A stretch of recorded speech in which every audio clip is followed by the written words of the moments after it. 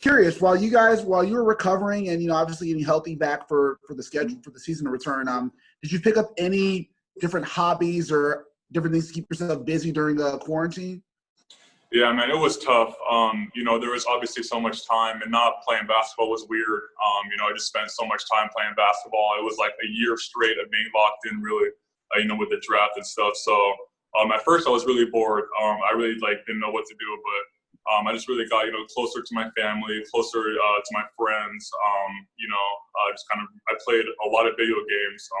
That was really the main thing I did when I was kind of locked up and locked down. I couldn't really do much. I did some rapping, but that was about it really. I couldn't go out and do much, so it was mainly just get better at video games and talk to my close ones in my family. Anthony Sane. Brandon, what's going on, man? What's up, man? I'm good. I'm still waiting. I'm still waiting you to send me those hair products, man. You told me about. I'm trying to find more. Yeah, I'm gonna bring them for you. I got you, man. All right. But no, man, seriously. Jaren and Justice were ahead of you as far as recovery. Those guys were set to come back when the season went on pause and everything. Yeah. There was speculation that you might have been out a lot longer, possibly missing the rest of the season. Do you look at the break in the season almost being a blessing to you that you get to come back and the season literally paused for you? Yeah, I would say yeah. Obviously it sucked not playing. It sucked not watching my team play, but it was really big for me because obviously I was hurt and that injury was able to heal up fully and fully leave. So now that I'm fully healthy, it was nice because I didn't have to miss any more games. I didn't have to watch my team play without me anymore. So that was nice, but obviously really hyped to watch Jaren and hyped to finally watch Justice. Those guys have had a really long road to play finally, and especially Justice, he's had a very long road. So I really can't wait to share the court with those two guys. Next question, Terry Davis. Hey, what's up, Brandon? How you doing? What's up, man?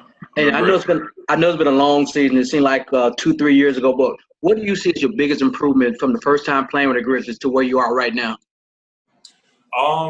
My biggest improvement, I would just probably say, if not shooting, on the court, just being, being a better teammate, really knowing how to feed off my teammates better, knowing how to play off them better, learning, how to play with players that are very, very good, like playing with playing with Jaren, playing with, Dylan and other guys.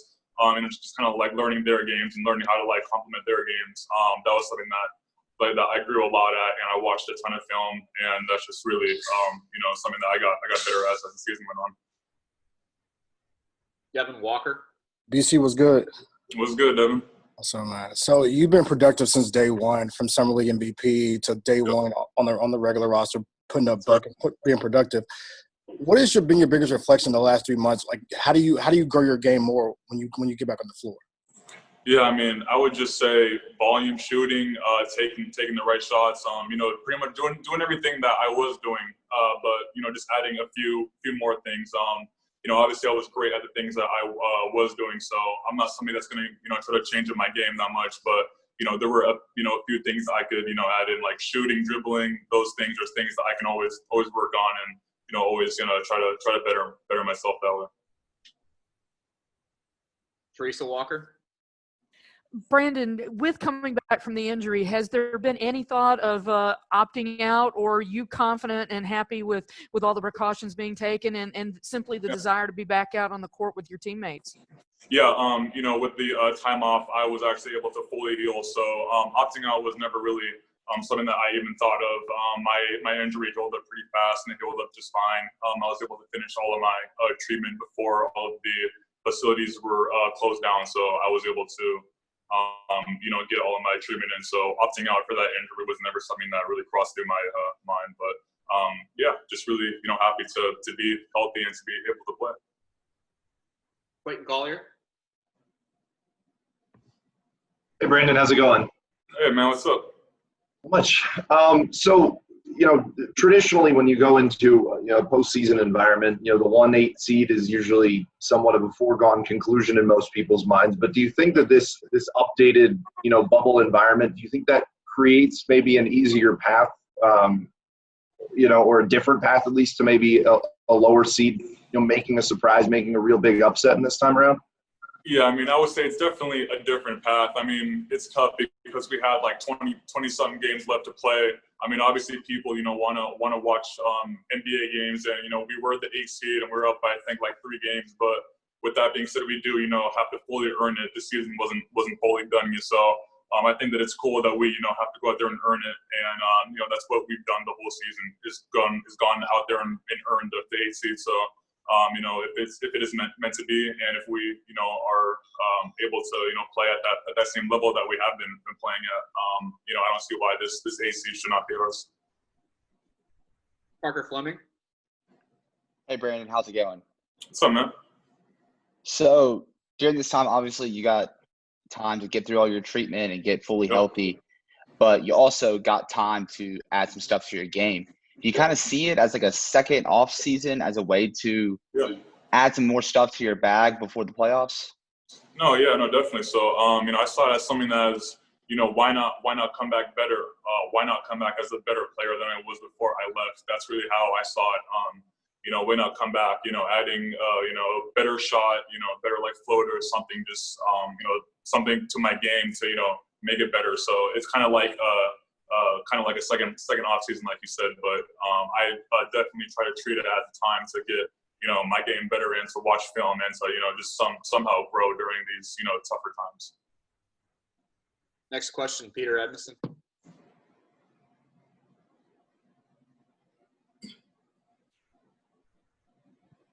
There we go. Brandon, hey, how are you, man? What's up, man? Couple things.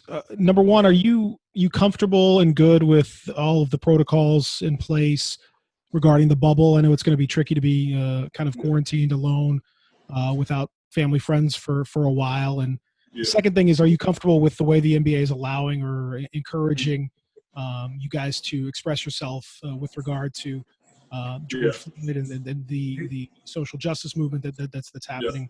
How do you feel about those things? Yeah, I mean, it's been two definitely difficult situations for the NBA to cover, and they've done a very good job at it. Obviously, coronavirus is something that we did not see coming.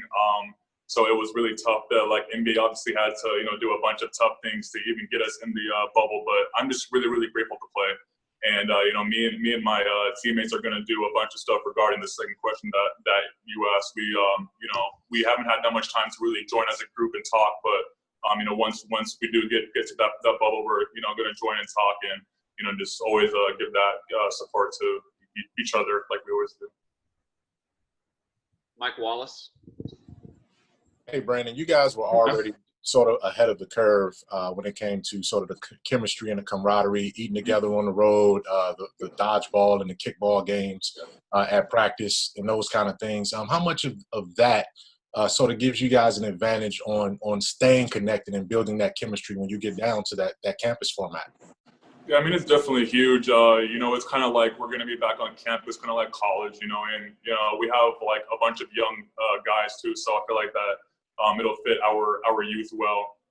But, we're super close as a team, and, I don't see us, I don't see why we can't just, grow closer during this time. And, we're going to be in this, bubble for a very long time. So it's nice that we're friends, definitely. Amy Stiegemeyer.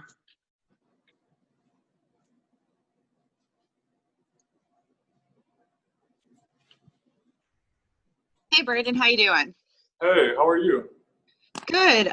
So you talked a bit about your recovery from injury and sort of in a, kind of a bonus period these past couple of months. Do you feel like you are on the same level health-wise as you were pre-injury? Yeah, I would say so now. Yeah, I am. Obviously, it was tough because it took off. I mean, there was time taken off, obviously, because you couldn't get back on the court. Coronavirus, all that stuff. But I feel like that over these past 5-6 weeks, I've gotten back to the player that I was. So I feel like I'm pretty much the same health that I was pre-injury. I feel like I got the same balance, that I got the same running habits. So it'll all just be about getting back my habits on the court, just like Coach always said, and that would just be the biggest thing for me. But I feel great though. Fantastic. James Herbert. Hey, Brandon. Hi. Given how well the season was going and the closeness that you were just talking about a couple of questions ago, what was it like when there was uncertainty about whether this season was going to come back at all? And how much does it mean to you that you guys get the chance to kind of continue this and likely get to play some playoff games or have a shot at doing that? Yeah, it was weird. It sucked because we all wanted closure. Really, we all wanted closure to the season because we worked so hard. We really pushed for the 8th seed, and for it to be something that was possibly going to be taken away, it sucked. But we're all just really grateful to be able to play as a team and have a chance for the 8th seed and have a chance to finish off the season and have a chance to finish off what we've been working on this year and then move on to next year and hopefully grow off that. Paolo Uggetti. Hey, Brandon. What's up, man?